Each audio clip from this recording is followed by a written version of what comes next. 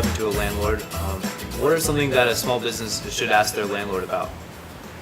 Well, first of all, a commercial lease is very, very different than the residential lease that most people will be familiar with. So the whole structure of a commercial lease is quite different.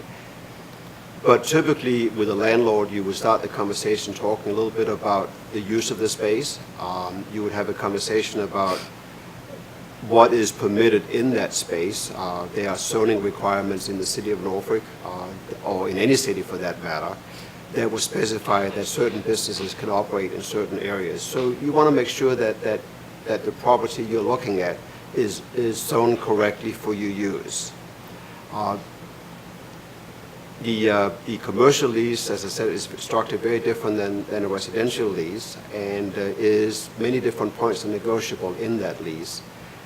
First of all, I would have a conversation with the term of the lease. Are you looking for a 3-year lease, or are you looking for a longer lease or shorter lease than that?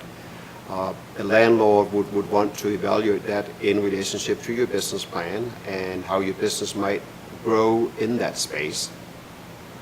The landlord will also want to make sure that they have stability with you as a tenant. So quite often, and I suggest this to tenants, that when they do the lease, they should also have a conversation about an option to extend.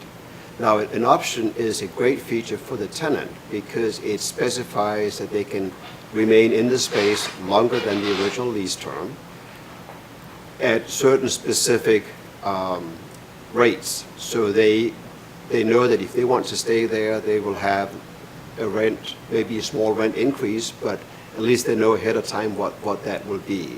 So in summary on that, I would always urge a tenant to have a setup that they have an original lease term. 3 years is quite reasonable, with maybe a 2-year option. Now, Klaus, in addition to just paying your rent, there's also a lot of other costs and fees that come along with getting a space for the first time. How do landlords and tenants typically split up the different costs that come along with the space? Well, a commercial lease quite often will have pass-throughs, and pass-throughs are typically for tenant paying their share of the real estate taxes, the insurance costs for the building, and that is added to the amount of the base rent that they would be paying. So they just have to be aware of that additional cost and how that relate into their total monthly cost for occupying the space. Typically, we will sit down with the tenant and lay those expenses out so they know exactly that they may have a base rent of $14 a foot. They'll have certain pass-throughs that might add up to another couple of dollars a foot. And these figures, by the way, are based annually, and then they're paid in 12 months increments. So just understand what is included and how you get to a total monthly rent in that process. A landlord or their agent will carefully lay all that out for you so you don't have any surprises. And so now, Klaus, for most of the leases that you work with, do you see that insurance is a required component, that you require your tenants to have insurance before entering the lease? Oh, absolutely. You need to make sure that, well, and again, I'm addressing this a little bit from a tenant's perspective. You need to make sure that your landlord has the building insured, and then as a tenant, you need to make sure you qualify for insurance for the interior and for your business operation. It's typically a business all-risk insurance plan that will also include some liability insurance. Most commercial leases will require that you have liability insurance because if something goes wrong, somebody slips and falls in your business or just outside the business, that person will end up suing the landlord and the tenant. Is it likely to happen? Probably not, but you want to make sure you have a really good policy in place for that as you get ready to open your business.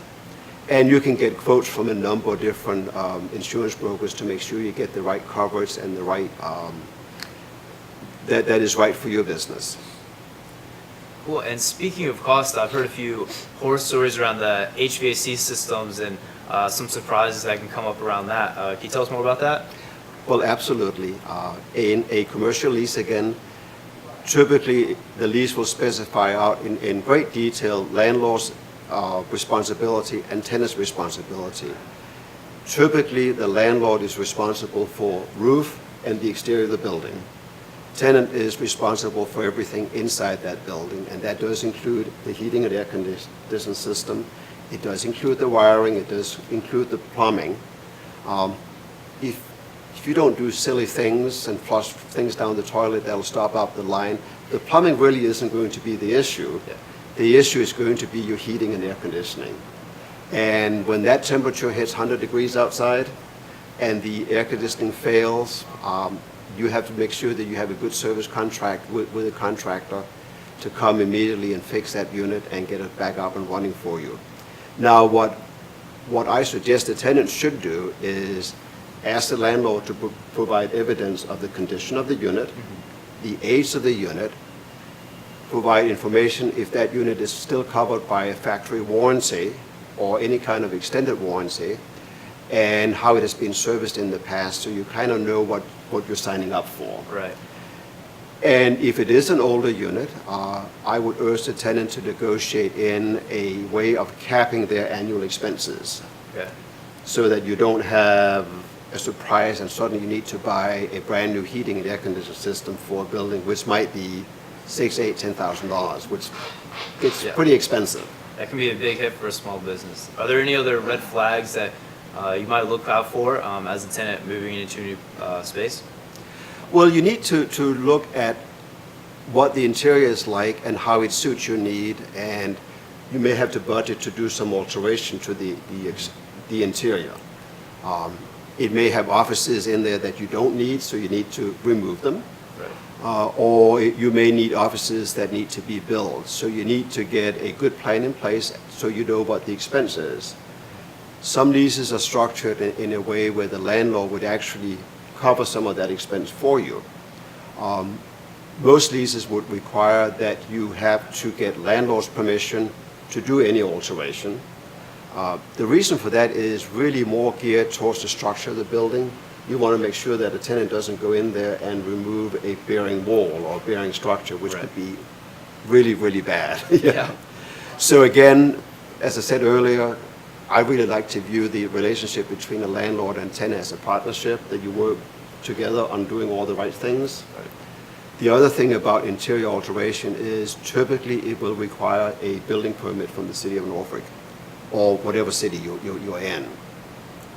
So you need to know what those requirements are, and cities usually have a Department of Development, and we're going into a little bit different direction here for right now, but a city would typically have a Department of Development that can help guide you through some of the processes you need with that city in order to open the business and do the alterations. And I would urge anybody that's new in business to contact the Department of Development and find out how they can help you in that process. Great. And so there's obviously a lot of different types of expenses, as we talked about some, but there's these things called pass-through expenses. Can you explain more about what those are? Well, again, the pass-throughs, and I think we touched on that just a little bit earlier, but they are the tenant paying certain shares of things like insurance, common area maintenance. Common area maintenance is an important thing because it really is